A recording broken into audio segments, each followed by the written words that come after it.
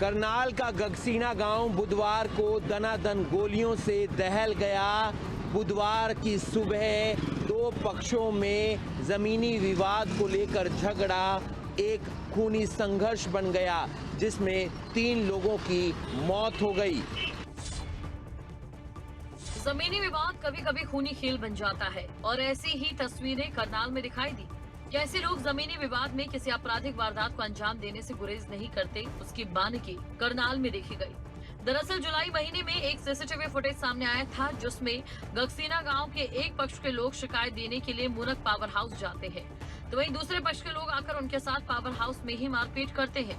Police ने इस मामले में 3 लोगों की गिरफ्तारी भी कर ली थी, लेकिन अब इस मामले में एक नया मोड़ आ गया। जिस पक्ष ने पावर हाउस में मारपीट की थी, उन्होंने फिर से गोलियां बरसा दी और 3 लोगों की हत्या हो गई।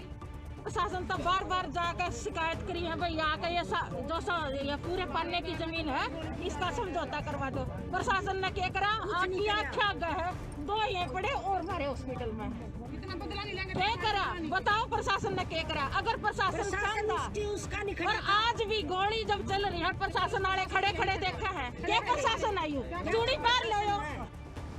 परिवार के लोगों ने पुलिस पर गंभीर आरोप लगाए हैं कि पुलिस के सामने गोलियां चली और आरोपी अभी भी फरार है। रास्ते में गोली चलानी शुरू कर दी, जिसका ये निशानदेही ली थी पहले, और उसमें पता था जी इस बात का कि भाई पहले निशानदेही ली थी या पन्ना की जमीन थी किसने पन्ने की, और उन्होंने इसकी रोकने की कोशिश करी, भाई हमारी जमीन में नजायज कब्जा ना करो। उन्होंने नजायज कब्जा जानबूझ कर कराया, जानबूझ कर 4 दीवारी कर दी। मकान पर कोई झगड़ा नहीं था जी, नजायज कब्जा कर रहे थे मकान, ना किसी ने छेड़न आया था ना किसी ने छेड़ा है मकान। तो जो निजायज यहाँ 4 दीवारी करी थी, जो जमीन थी, जिन लोग मरे पन्ने की जमीन थी, उसमें उस दीवार न गिराने के लिए आए थे और रास्ते में गोली अंधाधुंध गोली चालू कर दी।